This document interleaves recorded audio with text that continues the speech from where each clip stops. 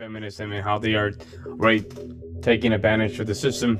I think a lot of these laws need to be changed. That way we can create a better society. Now, with that being said, that's what's just a like a warm-up. We're gonna simply jump in to see Andrew Wilson debate some of these crazy lunatics. Okay, so let's just go here. Let's just jump in. On who's more responsible for political violence, Democrats or Republicans? And today, the structure of this conversation is going to be, we'll give everyone a chance to introduce themselves, then we'll do 2-minute openers, and then we'll have a free-form discussion. Hopefully, I can stay out of the conversation as much as possible. I only have 2 rules. Somebody asked if I debate straight men. And 2, try not to Can't get mad at me that the left is full of gays. Why you get mad at me for that? Mr. Soypill, would you like to shout yourself out? Yeah, what's up? I'm the Soypill. Thanks for having me. I do video essays and I stream sometimes. Do I give my intro now or just say who I am? We'll do openers later. Okay, yeah, that's me. And then John Paul. All right, I'm John Paul. I am a student at UC Berkeley, where I'm studying philosophy, economics, and public policy. I'm also the president of the Turning Point USA chapter here, and I've made several appearances on media outlets such as Fox News or The Charlie Kirk Show, and have done a lot of work within the conservative movement. All right, Mr. Andrew Wilson. Yeah, my name is Andrew Wilson. I'm the host of The Crucible. I'm a political satirist. I'm a political analyst, and I do debates of all sorts all around the world. All right, and finally, Vince. I am the Vince Wilson Show. I am a political commentator. I stream on YouTube, Twitch, and occasionally I will be on TikTok Lives. And I try to post as many YouTube Shorts and TikTok Lives as possible. So you can find me on any of those platforms. Okay. All righty. Soy, you have 2 minutes. Intro? Yeah, I'll be faster than that. So, yeah, the stats show that the overwhelming majority of political violence is committed by the right wing, but I wouldn't attribute all of this to rhetoric. I think many people need extreme circumstances or mental illness in their life to want to risk everything and think that their violence will have substantial impact. It's also kind of silly that we talk about political violence in America as some sort of like major thing when you can look at, I don't know, the Troubles during Ireland or any other political violence where it becomes a part of everyday life with paramilitaries. But to be fair, we're still gonna, centralize this to America. And I think that ultimately, if we want to look at whose rhetoric is more harmful, it's undeniably also the right. Democrat politicians, again and again, will try to build bridges and condemn violence, while Republicans, especially Donald Trump, will deflect, turn up the temperature, and even pardon those who commit political violence on his behalf, calling to defeat the enemy within, the Democrats, the extremist party, or in some cases, the party of pedophiles. So I think the rhetoric and blame is incredibly one-sided. All right, John Paul.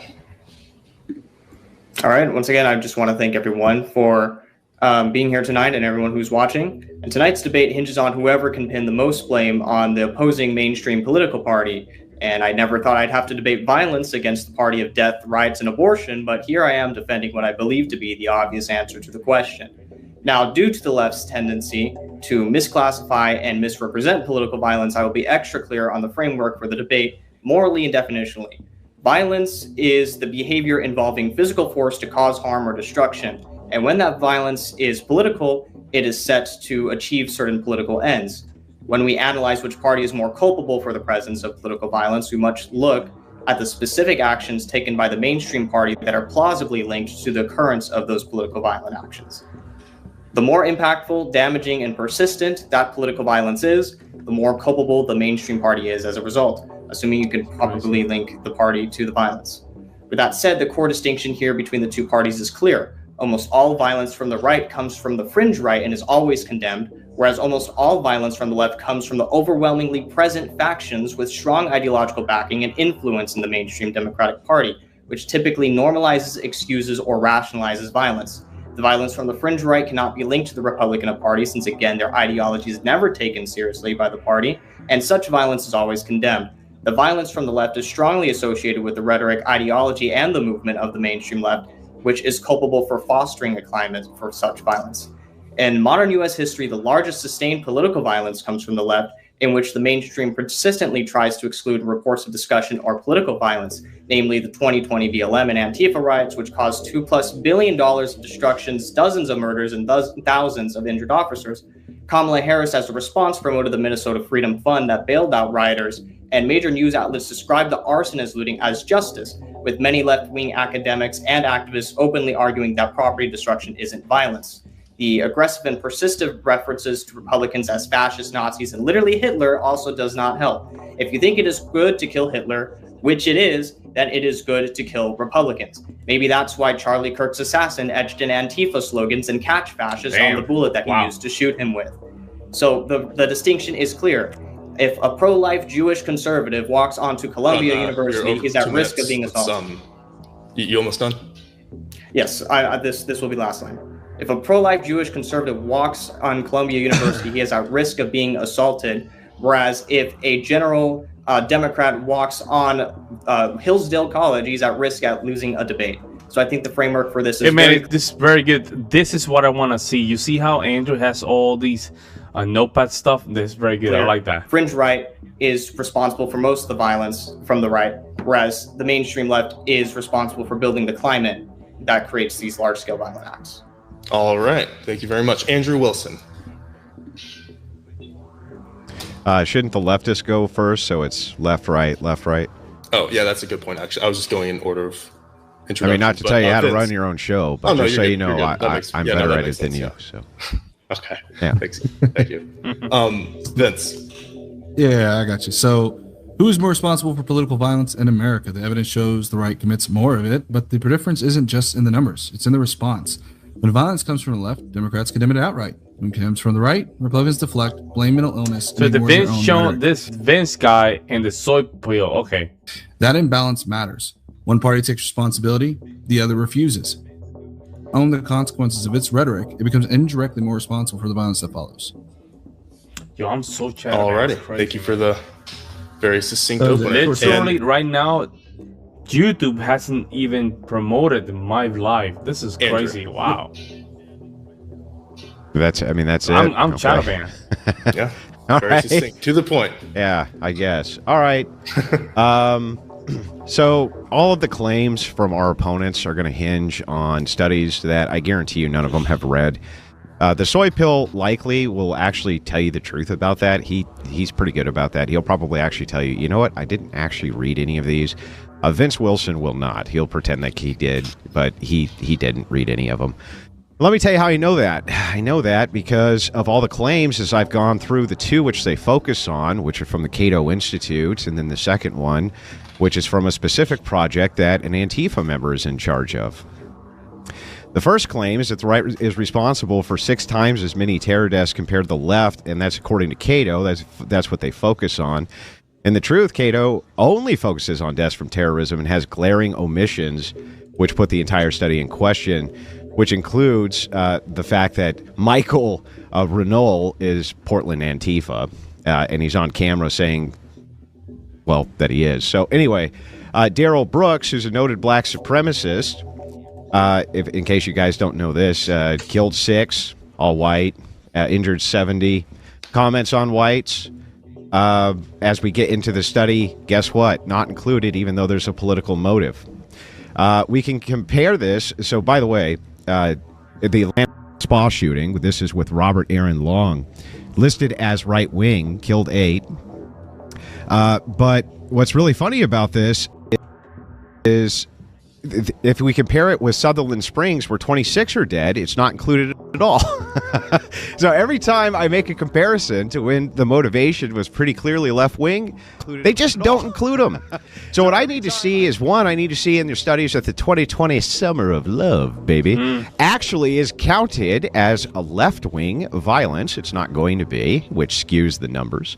And also, I have an exhaustive, almost exhaustive list of left-wingers who have conducted political violence who are not included in any of these studies. Example, I think his name is Mauricio Garcia, killed 8. The ADL disputed that was even politically motivated. Vance Bolter, this is another one. He explicitly told reporters that it wasn't.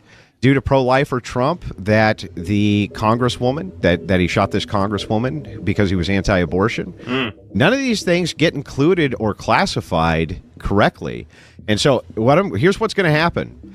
Every study you fuckers cite, you dishonest fucking leftist scumbag cite, I'm going to pull it up, and I'm going to go through and I'm going to look for these names, and if those names aren't there, they're not cited in there, I'm going to know that you're a bunch of gutless fucking liars, didn't read your own shit, because that's what always happens, right? Every single time. You're a bunch of filthy, gutless, lying sons of bitches, and you're not going to get away with it today. We're going to go through your dumbass studies, and we're just going to look at the classification. We're going to find out that when it's reclassified correctly and we take out, prison violence from prison Nazi gangs, that, well, it turns out not quite as lopsided as we've been led to believe. So, yeah, I'm happy to get into this debate. And, John, it's nice to meet you, and let's stomp these fucking tards. Alrighty. Gentlemen, the floor is yours. Yeah, just first off, I want to say, Andrew, you jumped ahead of yourself a little bit there. I'm not using the Cato Institute. I'm not using the ADL. I'm using the Center for Strategic and International Studies, which is the one that kind of... Yeah, the CSIS. Yeah, the CSIS. Yeah, I got him in front of me. You got him up? Yeah, okay. Yeah. That one maps up to the DOJ one. Let's go, Andrew. Right? Yeah. Go. Would you like to go through the CSIS and look at all of the disputes and problems that I have with the CSIS study? I would actually ask you to affirmatively show me any sort of study that shows that the right wing is overwhelmingly not the committers of violence. You can poke holes in anything, and I understand that, hey, this didn't include that. And you could have up to thousands of examples, but if there are thousands of examples of violence and your little discrepancies are well within the margin of error, unless you can provide me a study that shows that the right wing is not committing more violence, I'm sorry, I'm not going to play this doesn't count because I don't want it. So let's see your study. First, we need to make sure that we classify these things correctly. Can we classify what you and I, or what we and your side would consider to be right or left wing, and what would fit in that category, so that we can determine if those people who fit in that category are conducting violence or not? I bet if we get into the definition game, we're going to be here for 2 hours, but we can try. Well, I mean, I think it's pretty important that we understand that if there's people here who are being included who you don't even consider left-wing or right-wing, that they probably shouldn't be included to begin with, right? Yeah, and by the way, hang on. Let me finish. Almost done. I'll toss it back over. The biggest problem that you have with your frontal argument here is you're saying, on the positive front, if you don't show me studies, even though you're already disagreeing with the classifications in these studies which are already out here, that somehow that means that we lose. That's absurd. I'm disagreeing with these classifications to begin with, and if you could show me the equivalent of your high-profile leadership getting shot and your president's almost getting murdered, I'd love to see it. But your studies, the studies which are used for this positive claim that right-wingers are doing it more, are very suspect. Right. I'm not saying that if you can't give me a study that shows that left-wingers do it more, that you lose the debate. I'm saying that I have a classification that I mostly agree with that's used here. And if you have a different classification, or if you heavily disagree with this classification, I would love to see some evidence that uses your classification and also shows that left-wingers do it more. Well, let's start with your truth claim. If you were able to take the numbers out of this study and say, well, actually, I classify this differently, we can compare those two numbers, then ultimately, drop a new graph, sure, I could use that. That would be fine. But otherwise, I don't think there's a point in going through and saying, well, I have a minutiae of problems with this classification. Therefore, especially when in my intro, I said specifically, if we want to get into the rhetoric and what is actually causing it, I think that's much more important, but we could do either one. Well, the first thing that we would need to do is create these classifications to make these determinations, to make sure you even agree with them yourselves. Why is that? I think nobody's here. It's just, I don't know why YouTube take forever to just push my video live to the algorithm. Yeah, there's obviously no side that has any monopoly in violence. So what is even the point of this? Do you get points for various incidents of violence or something? I guess so, based on a lot of the arguments. If certain race are committing certain crimes, it's gonna come down to that. Like, if people are a certain color, they're not classified as such. People are the certain, demographic, they're not qualified as such, or they could be qualified as such. That's so important, because if your fucking assholes are going to be running around telling people that the right is committing much more political violence than I wish, bro. I wish. the left, and then banking on studies as the thing which proves this for you, then you're going to need to demonstrate that first and foremost. I think you ought to demonstrate how Daryl Brooks, who killed Styx, was it was a politically motivated attack. Can you elaborate that for me, Andrew? What's that? Can you elaborate how Daryl Brooks, who killed Styx, was a politically motivated attack? You mentioned him in your opening. Oh no, I was making a comparison about how they don't make these classifications correctly by their own rules in that particular study. I'd have to bring both those studies up for the comparison, thanks but that so was much. the point I was making. So there. so Daryl Brooks' Kingston attempt was, King. you just don't Thank know you, nothing man. about that case then, right? And, I don't know. can you I'm repeat super that, shadow, what I man. I just don't know what the said, hell's going on. please? I want you to answer mine. Yeah, I know, but I need you to repeat anything. back what I just said so want that I you- know that you know what I just said. What You did were I just say? You were trying to mention in your opening how these are glaring contradictions. But No, the I didn't problem say that is they're it- contradictions. You're a fucking idiot. And- What I said was that if you make a Go ahead. comparison, Yeah, Andrew's this not thing having over it. here Andrew's not having it. A lot of these, the problem is that a lot of these lefties, they're very dishonest. is left-wing violence. that's what it This is. other thing that's exactly like left-wing violence is not left-wing violence. It's omitted, right?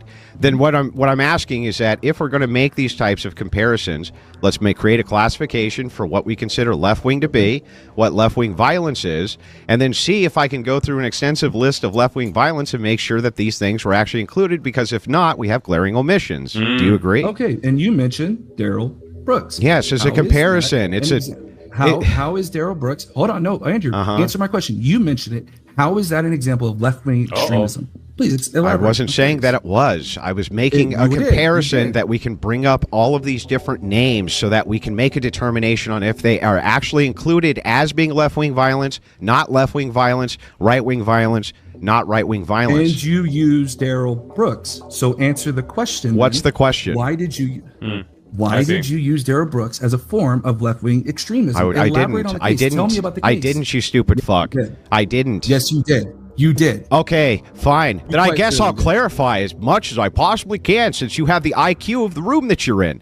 Very clearly, what I'm trying to do is establish a comparison contrast. Left wing versus right wing. And if we agree thing, left wing or right wing, and then we can determine if they in study or not in study. That's it. Did you or did you not use Daryl Brooks as an example of left-wing extremism? No, I don't think I did. I think I was making an example of We're just comparisons. fine. Go ahead. Go ahead. We'll continue. But in You're any just fine. case, I just clarified it 15 fucking times. If that's what you heard, then that's not And definitely not what I just meant. proved that- I So just who proved that cares? You did not do any basic research on what the Daryl Brooks case was about. So I'm glad. We'll continue. Go ahead. What does this have to do? Yo, what's up with this anything? dude, man? What's up with this dude? This dude is not. You know, if you're not ready for that, you should not be here, man. If you're not ready for it, you should not be here. You're now getting into your emotions. In fact, even better, let's say I'm completely ignorant on all of these cases. Then I guess going through each of them and determining whether or not they're left or right-wing violence would behoove both of us, wouldn't it? I think that we should stay focused on less about these definitions, which we can get into, but it's just gonna be a semantic. What is argument. more I think fucking? we should stick to. This is So- this is a semantical. so- This entire argument is semantics. Left wing versus right wing violence is completely 100% semantics. What else is it? What else is it besides semantics, bro? Vince, the issue is that we're not going to. We're talking about the semantics because the studies are primarily focused on classification. They're not going to include the 2020 BLM and Antifa riots because property destruction, for some reason, lighting a building on fire, is not political violence. But when a white supremacist who became a white supremacist in prison to survive commits assault on another prisoner, somehow that is political violence perpetuated by the right. And your burden is much, much more stronger than simply citing a number in a study. You can't just cite a number in a study, say, hey, look, this study